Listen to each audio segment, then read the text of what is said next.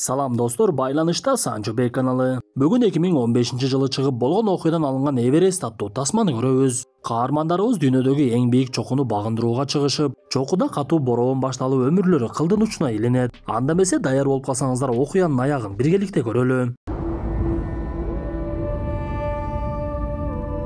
Тасманын башында дүйнөдөгү эң бийик чоку деп эсептелген Эверест тоосун багындыргандар тууралуу маалымат берилет. 1953 жылдын 29 майында эки тоочул Эдмунд Хиллари жана Норгей Тенцинг биринчилерден болуп багындырышкан. Андан кийин дагы 40 жыл аралыгында ар кайсы тоочулдар бийиктикти багындыруунун аракетин көрүшүп, чыккандардын арасынан ар бир төртүнчүсү каза табышат. 1992-жылы мыкты тоочулдардын бири Роб Холл атайын уюм түзүп, Эверест чокусун багындырам деп атайын даярдыктан өткөн адамдарга жол көрсөтүп алып чыга баштайт. Ал өзүнүн ишине так болгондуктан эң бийик чокуга 19 адамды алып чыгып, эч кандай кырсыгы жок алып түшүп, бул көрсөткүч башкаларга дагы үлгү болуп, Роб Холлдон башка адамдар дагы тоого алып чыгуу уюмун түзө башташат. Эми кандай болбосун окуянын башталышы 1996-жылдын жаз айы. Роб Холл бул жолу Эверест чокусуна 10-майда чыгып кетүүнү көздөп, өзү менен чогуу чыга турган адамдарды чогултуп, аялы менен коштошуп Непалга учуп кетет. Көпчүлүгүбүз билгендей, жергиликтүүлөр Жомолунга деп атаган Эверест чокусу Непал менен Кытай өлкөсүнүн чек арасында жайгашкан. Андыктан биринчи шаарга топтолгон тоочуларга Роб чокуга кандай чыгабыз деп бардыгын түшүндүрүп, ал жерге келгендердин буга чейин башка чокуларга чыгып жүргөн тажрыйбасы болгондугу менен Эверест чокусу өтө башкача, силер буга чейин чыгып жүргөн чоку эчтеке болбой калат. Ошондуктан тартипке баш ийип ар бир тапшырманы так аткарышыңар керек. Азыр болсо жакшылап эс алгыла, эртең менен жөнөйбүз деген тапшырмасын берет. Ошентип алар тоого жакын тик учак менен барышып, андан нары жөнөшүп, топоздорго жүктөрдү артып алып Эверест тоосуна жакындап жөнөй башташат. Бирок каармандарыбыздын кээ бирлери бир аз бийиктикке эми эле кыйнала башташты.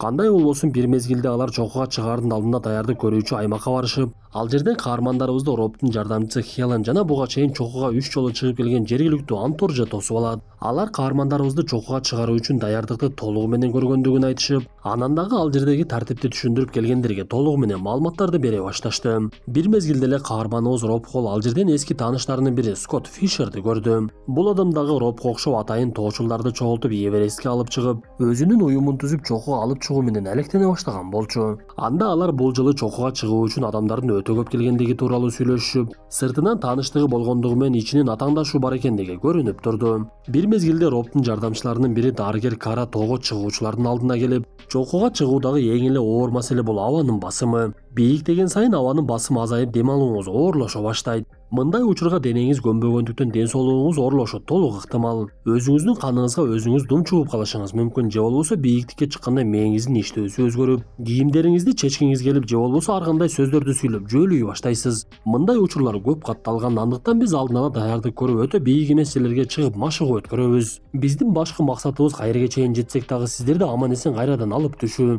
Ошондуктан даярдыгыбызды көрөлү деп акырындыктан бийиктиктерге чыгып машыгуу ишин башташып, айткандай эле жолдо кээ бирлери кыйнала баштап, кээ бир учурда өлүп жаткан адамдардын денелерин көрүштү. Топ башчысы Роб өзүнүн тайпасындагы Бек менен Дактын өзгөчө кыйналгандыгын байкайт. Ошондуктан ал экөөнү дарыгерге барып көрүнгүлө деп экөө Карага көрүнүшүп, Кара алардын ден соолугун текшерип, бардыгы жакшы экендигин айтып, дарысын берет. Мындан соң Бек аялы менен үйлөнгөн күнүн унутуп калгандыгын эстеп, дароо эле ага коңгуроо кылып, убагында коңгуроо кылбай калгандыгына кечирим сурап, аялын жакшы көргөндүгүн айтат. Анда аялы Бектин үнүнөн коркуп жаткандыгын түшүнөт. Бек чындап эле буга чейин башка чокуларга чыгып тажрыйбасы болгондугу менен Эверест чокусуна чыгуудан бир аз арткы точкасы түшүп турган болчу. Роб менен Скотт сүйлөшкөндөй, быйыл чокуга чыгууну каалагандардын саны өтө көп эле. Ошондуктан адамдын көптүгү машыгууга дагы зыянын тийгизип, кээ бир учурда бирден гана адам өтө турган жерлерден бороон катуу болгондугуна карабай адамдар бирден өтүп кезек пайда болуп калат. Бул убакта кезекте турган Бектин колу катуу тоңуй баштап, бир мезгилде ага кезекти беришип, ансыз деле коркуп турган Бек чуңкурдун үстүндө коюлган шатыдан араң эле өтө баштады.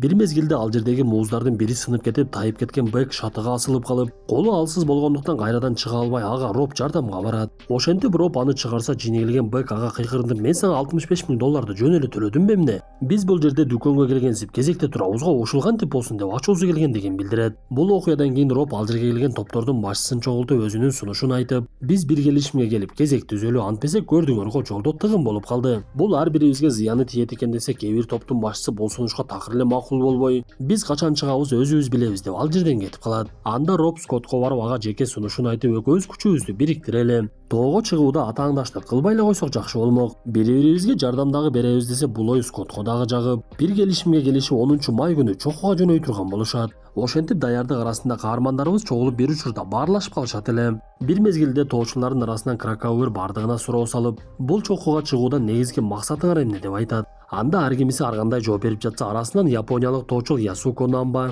мен дүйнөдөгү 6 чокуга чыкканмын, бул 7-чиси, буну дагы багындырышым керек деген сөзүн айтты. Дак болсо жөнөкөй эле тоочул эмес, катташып иштеген адам экен. Көрсө ал жөн гана бул нерсени максат кылып, мен максатыма жетип башкаларга үлгү болушум керек. Анткени жөнөкөй эле катардагы адам дүйнөдөгү эң бийик чокуга чыга алган болсо, демек башкалары дагы өз кылган максаттарына жете алышат. Мен өзүмдүн бир эч кимге пайдасы тийбеген жашоомдо адамдарга үлгү болоюн дедим десе, бул сөздөр башкалардын дагы жүрөгүнө кирди окшойт. Ошондуктан алар жакшы жооп болду деп жылмайып жакшы маанайда олтурушуп, эртеси күнү 10-май келип каармандарыбыз даярдыгын көрүп чокуну көздөй жөнөп кетишет.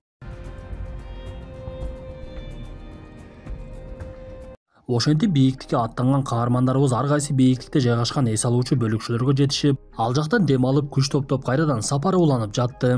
Кээ бир учурда кичинекей кар көчөлөр болуп каармандарыбыздын чыгуусуна тоскоолдук жаратып, бирок Роб мындай нерседен көп жолу өткөндүктөн эч эле корккон дагы жок. Хелен болсо бул убакта ылдыйдан жакында боло турган аба ырайы тууралуу маалымат берип турган. Роб болсо Скотт менен ар дайым баарлашып, адамдардын кандай бара жаткандыгы тууралуу маалыматтарды алмашып, биз ушул жерде Скотттун абалы аябай эле начарлай баштагандыгын байкайбыз. Анткени анын тайпасындагы адамдардын бири жарабай калгандыктан Скотт аны ылдый калып түшүп, бийиктикке дагы бир жолу шашылып чыккандыктан алдан тайый баштайт.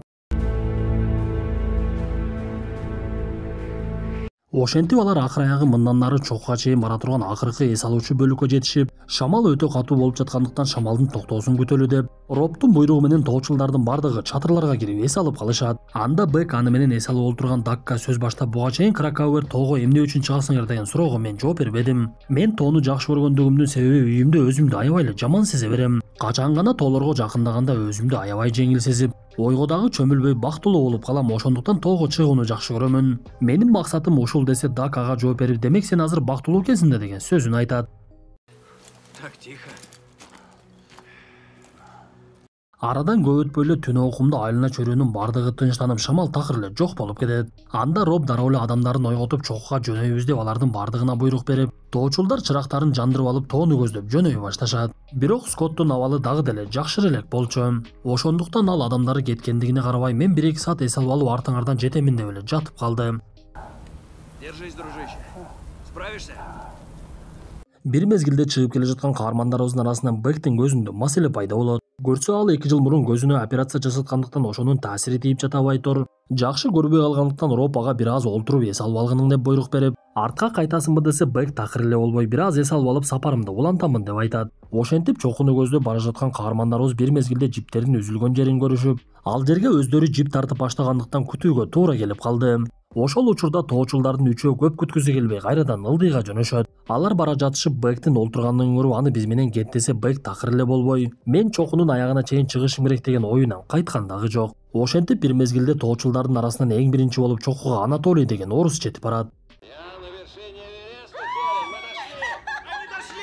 Ошентип каармандарыбыздын жеткендиги тууралуу маалымат Хеленге дагы жетип, бардыгы кубанычка батышып, Эверест чокусуна жеткендер кайрадан ылдый кайта башташып, бир мезгилде эң артта калган Скотт дагы жетип келет. Бирок Робтун тайпасындагы Дак дагы деле чокуга жете элек болчу. Ошондуктан Роб Дак жеткенден кийин гана ылдыйлайбыз деп чокуда күтө баштайт. Бирок ансыз деле кыйналып калган Скотттун абалы оорлошо баштагандыктан каармандарыбыз ылдый жөнөшүп, бир канча метр ылдый түшкөндөн кийин Дактын араң эле келе жаткандыгын көрүшөт. Анда Роб Дакка эми кеч болуп калды, арткага кайт десе, Дак такыр эле болбой, чыгууга бир аз эле калды го, мен аракет кылып аягына чейин чыгышым керек. Менин бул жака башка келгенге мүмкүнчүлүгүм болбойт да десе, Роб ага боор уруп өзү дагы кошо жөнөп, Дактын такыр эле күчү калбай акыр аягы чокуга дагы жетишет.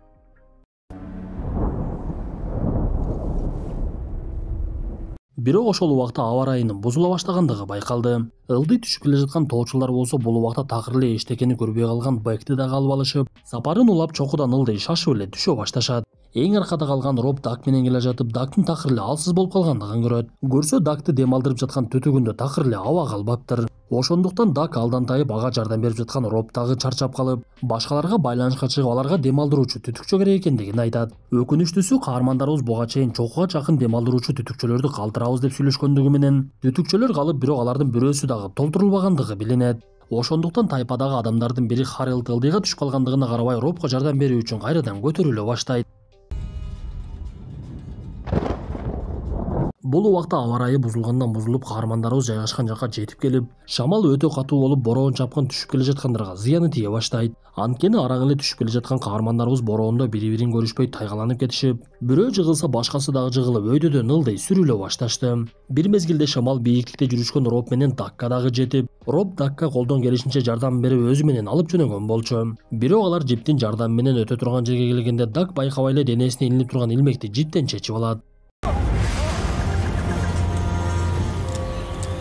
Ошентип Дак бийиктиктен түшүп кетип, Роб эмне кылышын билбей эле олтуруп калды окшойт. Бул убакта ылдыйдан көтөрүлүп келе жаткан Харилд Робко жетип калган экен. Анда Харилд дем алдыруучу түтүкчөсүн Робко берип өкө аракетин улантып, бирок алардын деле сапары көпкө уланбай түтүкчөдө дем ала турган абасы түгөнүп, бир бурчта чүмкөнүшүп бороондун токтоосун күтүп олтуруп калышат. Биз бул убакта жалгыз түшүп бара жаткан Скотт дагы кыйналып ордунан жыла албай жатып калгандыгын көрөбүз. Башкалары болсо чатырга жетейин деген мезгилде кээ бирлеринин алы толугу менен түгөнүп, күчү барлар биз силерге жардам чакырабыз деп чатырларга жетип барышат. Аларды көргөн Анатолий дароо эле артта калгандарга жөнөп, кыйналып калгандарды бирден куткара баштап, биринин артынан бирин алып кетип, бир мезгилде ордунда кыймылдабай жаткан япониялык Ясуконун өлүп калгандыгын көрөт. Бирок анын жанында кыймылсыз жаткан Бек бул убакта тирүү эле. Анатолий аны өлдү деп ойлоп, башкаларды көтөрүп ал жерден кетип калышат. Бул убакта бийиктикте кыймылсыз олтурган эки каарманыбыздын бири Харалдтын мээсине дем жетпегендиктен кыйнала баштап, мен ысып жатат окшоймун деп эле кийимдерин чечип ыргыта баштап эле ал жерден тайгаланып түшүп кетет.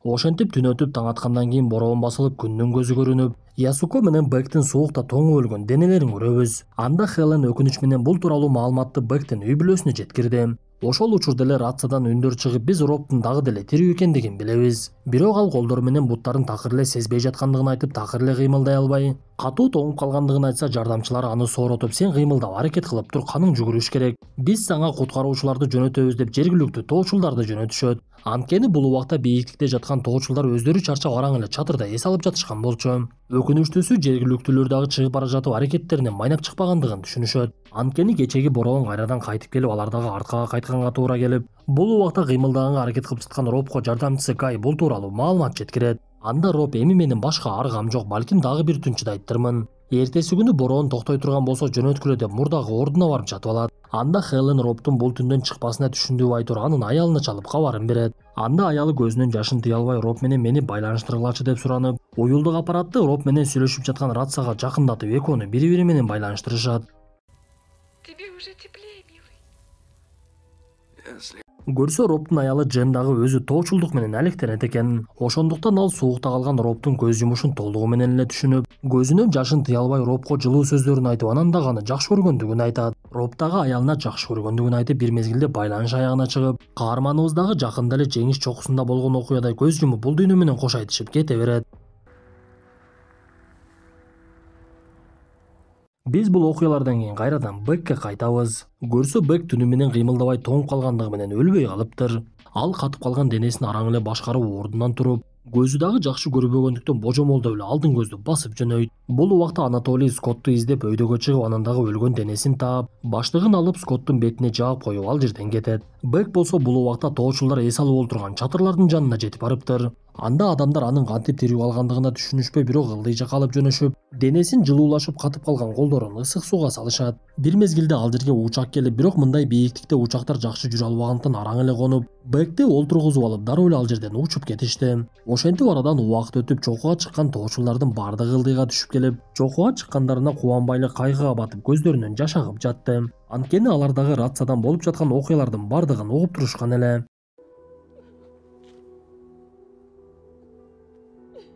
Ошентип күйөөсүн өлдү деп уккан Бектин аялы анын тирүү калгандыгына катуу кубанып ыйлады. Робтун аялы Дженге болсо Роб менен иштешкен адамдар келип көңүл айткандан башка эчтеке кыла алышкан жок. Тасманын аягында берилген маалымат боюнча Робтун денеси ошол бойдон Эверест чокусунда калыптыр. Бектин болсо эки колун жана мурдун үшүк алып кеткендиктен кесүүгө туура келиптир. Робтун аялы Джен Робтун боюнда болгондуктан ошол жылы төрөп, Роб тирүү кезинде кыз болсо атын Сара деп коебуз деп жүргөндүктөн атын Сара коет. Бул кыз Робтун кызы Сара чоңоюп калган мезгили.